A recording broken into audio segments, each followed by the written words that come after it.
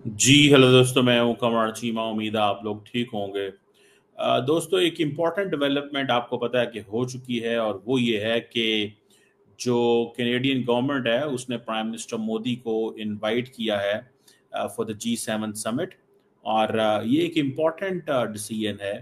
आपको पता है कि थोड़े दिन पहले ये बात चल रही थी कि क्योंकि नरेंद्र मोदी साहब को उस वक्त इनविटेशन नहीं भेजा गया था, इंडिया के अंदर ही मीडिया ने रिपोर्ट किया कि G7 समिट जो है वो अल्बर्टा के अंदर हो रही है। और क्योंकि नरेंद्र मोदी साहब को इनविटेशन नहीं भेजा गया, तो शायद इस दफ़ा कैनेडियन गवर्नमेंट ने एक फैसला किया है कि हम मोदी साहब को इग्नोर करेंगे। और वो इग्नोर क्यों करेंगे? There is a logic behind that, and that logic is कि इंडिया जो है वो ट्रांसनेशनल रिप्रेशन में इन्वॉल्व था, जिसमें एक इंडियन जो कि बंदा था जो कि कनाडा में चला गया, and he was now Canadian citizen, जिसको इंडिया जो है वो खालिस्तान की मूवमेंट या खालिस्तानी टेररिस्ट कहता है जिन्हें। और वो जो निजर था बंदा, जिसको कनाडा के अंदर कत्ल कर दिया गया था। और उस वक्त के साबिक जो सदर थे, वजीर आजम थे, उन्होंने ये कहा था कि डेविड ट्रूडो साहब ने कि इंडियन गवर्नमेंट के लोग इन्वॉल्व हैं। और उसके बाद इंडियन जो हाई कमिश्नर थे दिल्ली ऑटवा के अंदर, उनको बुलाया गया, जिस पे वो गए नहीं, और उन्होंने वो वहाँ से वापस अपने मुल्क चले गए। तब से हालात ऐसे थे दोनों मुल्कों के कि लग ये रहा था कि थिंग्स आर नॉट नॉर्मल। लेकिन G7 समिट जो है, आपको पता है, पिछले 2019 से लेके नरेंद्र मोदी साहब को हमेशा इस पे इनवाइट किया गया। और वो जाते थे जहाँ भी दुनिया में समिट होती थी। लेकिन इंडियन मीडिया ने रिपोर्ट करना शुरू किया, और इंटरनेशनल मीडिया ने रिपोर्ट करना शुरू किया कि इस दफ़ा नरेंद्र मोदी को इनवाइट नहीं किया जा रहा। तो अगर नरेंद्र मोदी को इनवाइट नहीं किया जा रहा, तो that is one thing which must be understood कि इस दफ़ा कनाडा इग्नोर कर रहा है। और उसकी रीजंस ये हैं कि जो जस्टिन ट्रूडो की गवर्नमेंट उस वक्त ये फैसला कर गई थी कि इंडिया के साथ मामलात हमारे ख़राब हैं, तो हमें इंडिया को इग्नोर करना है। That is one thing. आपको पता ही है हरदीप सिंह निज्जर का वाक़े का, सारे जो सरी ब्रिटिश कोलंबिया में जून 2023 में एक बंदा मर्डर हुआ था। अब इम्पॉर्टेंट चीज़ ये है कि मार्क जो है कार्नी, इन्होंने एक बड़ा स्टेप लिया। That is wise move by the way, mark Carney. उन्होंने जो बात की, उन्होंने कहा जी देखें, बात यह है कि India is an important player. It's a fifth largest economy, and being a fifth largest economy, being a big population, India को हम G7 से बाहर नहीं निकाल सकते। मैं इसको मुख्तलिफ एंगल से देखता हूँ। मुझे ऐसे लगता है कि शायद Canada is too weak to take a decision to ignore जो है वो Narendra Modi. Canada is not that strong. Canada इतना स्ट्रांग नहीं है कि ये हम कह सकें कि जनाब ये चीज़ जो है ना वो बात हो सके। कनाडा एक उसकी इकॉनमी ठीक है, मुल्क बड़ा है, रिसोर्सेज बहुत ज़्यादा हैं, लेकिन ये एक डिप्लोमेटिक डिसीजन है। और दूसरी बात ये भी है कि कनाडा ने इसका फैसला किया होगा कि अगर हम नरेंद्र मोदी को बुला लेते हैं तो हम ताल्लुकात को रिपेयर करेंगे इंडिया के साथ। लेकिन मैं आपको एक बात बताऊं, अगर इंडिया के माइंडसेट से देखा जाए, when it comes to Pakistan, तो वो कहते हैं जनाब कि ये जो कश्मीर एंड दहशतगर्दी and all that. When it comes to Canada, वो कहते हैं जनाब ये दहशतगर्द हैं, खालिस्तानी हैं, दिस दैट। ये एक आपको पता है कि हिस्ट्री है, you know that is there. ये कोई नई वो चीज़ नहीं है। सो होता क्या है, कैनेडियंस को ये था कि अगर हमने ये मौका गंवा दिया तो हम एक नई जंग शुरू कर देंगे Majeed. So now is a time कि अमेरिका के साथ मामलात ख़राब हैं, दुनिया की इकॉनमी सुकड़ रही है, डोनाल्ड ट्रंप साहब जो हैं वो टैरिफ्स के ऊपर बातें होंगी, तो हमें क्या ज़रूरत है एक बड़ी इकॉनमी को आउट ऑफ द लूप रखने की? हमें क्या ज़रूरत है कि एक हम ऐसी इकॉनमी के साथ लड़ाई शुरू कर लें जो हमें जिससे हमें फ़ायदा हो रहा है? एक देखें, India is a big country, तो उनको इस चीज़ का अंदाज़ा है कि अगर हम ये करते हैं तो ये हमारे लिए एक मुश्किल पैदा हो जाएगी। सो हम नहीं चाहते कि ये चीज़ जो है, ये मुश्किल जो है वो हमारे सामने आए। सो इसलिए उन्होंने फैसला किया कि हम बुलाएंगे क्या इंडिया को। और वही चीज़ है कि अब इंडिया के अंदर पहले था कि पैनिक फैल गई, नहीं बुला रहे, नहीं बुला रहे, क्यों नहीं बुला रहे जनाब, ये वजूहात हो गई।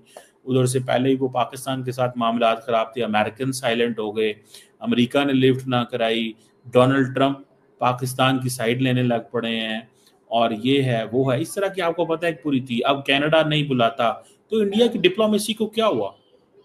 What happened to the Indian diplomacy? अब ये क्वेश्चन जो थे वो इमर्ज होना शुरू हो गए थे, लेकिन द क्वेश्चन स्टिल रिमेन्स कि India is an important player in terms of its demographic strength, its economy, its diaspora, young population, educated middle class, a good source of human being, an important place for world for development, manufacturing.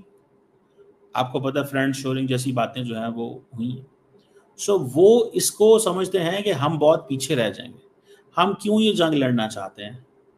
और दूसरी बात ये है कि वो ये भी समझते हैं कि शायद ये जो सिख्स हैं कनाडा के अंदर, ये शायद हमें इनकी इतना साथ नहीं देना चाहिए, because some of the ways कि वो देखें हमारे ताल्लुकात तो गवर्नमेंट से हैं, हमारे ताल्लुकात इंडिविजुअल से तो नहीं है। फॉर एग्जाम्पल जो वर्ल्ड सिख ऑर्गेनाइजेशन है उसने कहा this is a betrayal of the Sikh Canadians.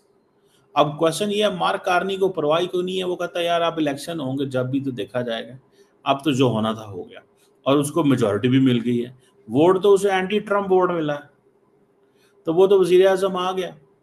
तो वो समझता है कि if I need a global economic stability, if there is going to be the digital transition in the world, if this is something, then I need India's support, मुझे India की support चाहिए। This is what mark Carney understand. और ये चीज़ें जो हैं वो India को उसने एक्सेप्ट कर ली है। इंडिया क्यों ना एक्सेप्ट करे? इंडिया क्यों ना इसको एक्सेप्ट करे? बिकॉज इंडियंस को पता है कि हमें यार इसका फायदा ही फायदा है। लेकिन असल में जो इंडियंस को दरअसल गुस्सा चढ़ता है, वो गुस्सा किस चीज़ का चढ़ता है कि यार ये हमें कुछ समझते नहीं है, ये वेस्टर्न ममालिक हमें कुछ समझते नहीं है, ये आपस में एक दूसरे के साथ तो बड़ी दोस्तियां करते हैं, एक दूसरे के साथ तो बहुत अच्छे ताल्लुकात रखते हैं, लेकिन हमारे साथ ताल्लुकात वो बराबरी, हमें दोस्त नहीं समझते प्रॉपर जिस तरह दोस्त समझना चाहिए। ये चीज़ जो है वो जारी बात है, एक इसकी मैसेजिंग तो है, इसमें तो ये चीज़ तो नहीं है कि इसकी मैसेजिंग नहीं है। सो मार्क कार्ने साहब ने जो इनवाइट किया है नरेंद्र मोदी साहब को, that is something a big development. और इसका मतलब ये है कि वो कहते हैं जस्टिन ट्रूडो ने जो किया, अमेरिका के अंदर एक नई एडमिनिस्ट्रेशन है, and we need not to pick more fights with the developing world. हमें इस डेवलपिंग वर्ल्ड के साथ ताल्लुकात को ख़राब नहीं करना चाहिए। उस वक्त बाइडेन थे अमेरिका में, कनाडा के अंदर जस्टिन ट्रूडो थे, नाउ इट्स ट्रम्प। अब कनाडा किस किस से लड़े? ट्रम्प से भी लड़े।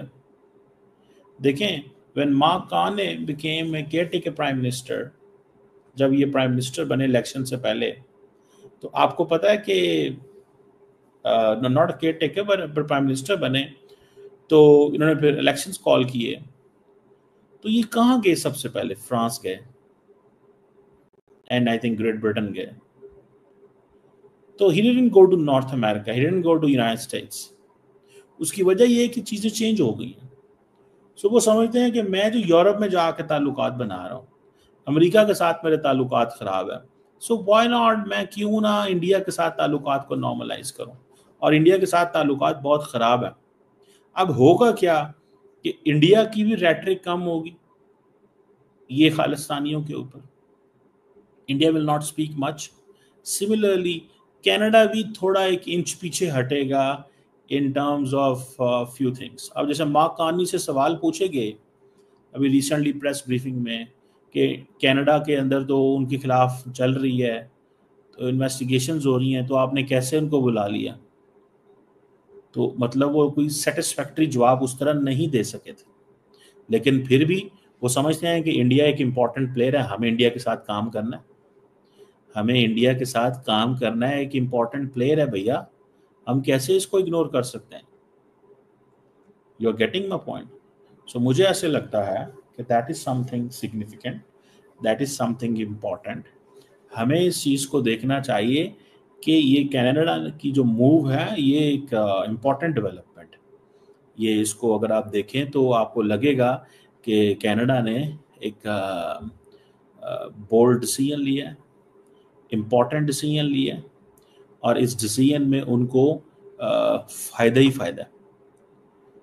और वो 4 साल अपने 5 साल अगले ख़राब नहीं करना चाहते मार्क कार्ने। और मैंने आपको बताया कि दोनों मुल्क थोड़ा थोड़ा पीछे हटेंगे, लेकिन कनाडा कभी भी निजर के केस को जो है वो इग्नोर नहीं करेगा। उसकी वजह क्या है कि अगर वो इग्नोर करेंगे तो उसका एक नुकसान होगा, ठीक है जी।